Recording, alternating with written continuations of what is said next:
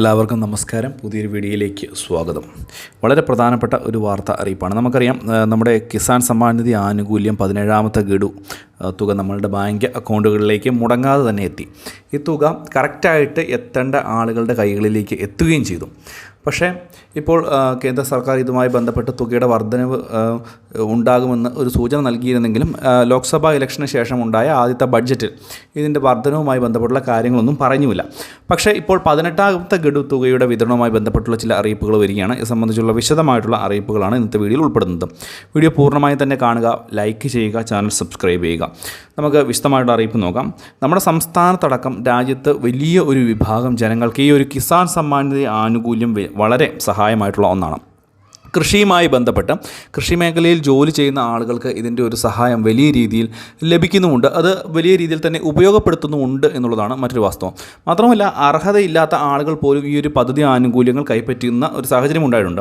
അവർക്കെതിരെ കർശനമായിട്ടുള്ള നടപടികൾ കേന്ദ്ര സർക്കാർ സ്വീകരിച്ചുകൊണ്ടിരിക്കുകയാണ്. നമ്മുടെ കേരളത്തിലാണെങ്കിൽ കോട്ടയം ജില്ലയിലും വയനാട് ജില്ലയിലും ഉൾപ്പെടെ വലിയ രീതിയിൽ ആളുകൾ ഈ ഒരു സഹായം അനർഹമായിട്ട് കൈപ്പറ്റുന്നുണ്ട് എന്നുള്ളതാണ് ഏറ്റവും പുതിയ റിപ്പോർട്ട്. ഇത് പ്രകാരം ഇവർക്കെതിരെ റവന്യൂ റിക്കവറി പോലെയുള്ള നടപടികൾ കേന്ദ്ര സർക്കാർ കൈക്കൊള്ളുകയും ചെയ്യുന്നുണ്ട്. ഇത് സംസ്ഥാന സർക്കാരിനെ അറിയിക്കുകയും അതിനുശേഷം എല്ലാ സംസ്ഥാനങ്ങളിലെ കൃഷി ഓഫീസുകൾ മുഖേന ആയിരിക്കും ഇതുമായി ബന്ധപ്പെട്ടുള്ള നടപടികൾ സ്വീകരിക്കുക.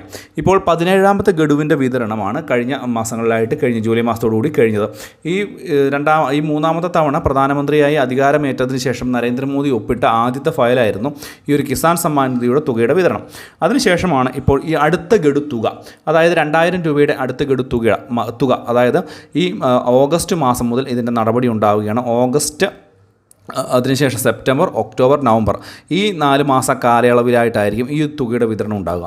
സാധാരണ രീതിയിൽ ഈ ഒരു തുകയുടെ വിതരണം ഉണ്ടാകുക ഈ 4 മാസ കാലയളവിലെ അവസാന ടൈമിലായിരിക്കും.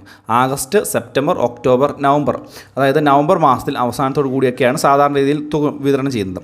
പക്ഷേ 17ാമത്തെ ഗഡു കുറച്ച് നേരത്തെ വിതരണം ചെയ്തുകൊണ്ട് തന്നെ സെപ്റ്റംബർ മാസത്തിൽ ഓണത്തിനോട് കൂടിയൊക്കെ തുക ലഭിക്കാനുള്ള സാധ്യതയുണ്ട്. പക്ഷേ ഇത് ഉറപ്പായിട്ട് നമുക്ക് പറയാൻ സാധിക്കില്ല. ഈ 4 മാസ കാലയളവിൽ, അതായത് സെപ്റ്റംബർ മുതൽ നവംബർ വരെയുള്ള 4 മാസ കാലയളവിൽ എപ്പോൾ വേണമെങ്കിലും കേന്ദ്ര സർക്കാർ ഈ ഒരു തുക വിതരണം ചെയ്യും. ഈ ഒരു കാര്യം ഒന്ന് പ്രത്യേകം ശ്രദ്ധിക്കണം.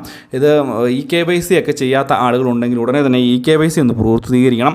കൂടാതെ ലാൻഡ് സീഡിങ് ഒക്കെ ഒന്ന് ചെയ്യുവാനും പ്രത്യേകം ശ്രദ്ധിക്കുക. ഇങ്ങനെ ചെയ്യുന്ന ആളുകൾക്ക് ഇത്രയും നാൾ മുടങ്ങിക്കിടന്നിരിക്കുന്ന തുക അത് വിട്ടു നൽകാൻ കേന്ദ്ര സർക്കാർ തയ്യാറാണ് എന്നുള്ള റിപ്പോർട്ടുകളും വരുന്നുണ്ട്. അതായത് ഇപ്പോൾ 3-4 മാസത്തെ തുക നിങ്ങൾക്ക് മുടങ്ങിക്കിടക്കുകയാണ് എന്നുണ്ടെങ്കിൽ ഈ 3-4 മാസത്തെ തുക കേന്ദ്ര സർക്കാർ ഒരുമിച്ച് നിങ്ങളുടെ ബാങ്ക് അക്കൗണ്ടുകളിലേക്ക് ഡെപ്പോസിറ്റ് ചെയ്യുകയും ചെയ്യും. DBT സംവിധാനം ഉപയോഗിച്ച് ഒറ്റത്തവണയായിട്ട് തുക നിങ്ങളുടെ ബാങ്ക് അക്കൗണ്ടുകളിലേക്ക് മാറ്റുകയും ചെയ്യും. ഈ ഒരു കാര്യം കൂടി ഒന്ന് ശ്രദ്ധിക്കുക. അപ്പോൾ ഇത്രയും കാര്യങ്ങളാണ് പറയുവാൻ വന്നത്. വീഡിയോ ഇഷ്ടപ്പെട്ട ചാനൽ സബ്സ്ക്രൈബ് ചെയ്യുക, ലൈക്ക് ചെയ്യുക, ഷെയർ ചെയ്യുക. മറ്റൊരു ഇൻഫോർമേറ്റീവായ വീഡിയോയുമായി വീണ്ടും കാണാം. എല്ലാവർക്കും നമസ്കാരം.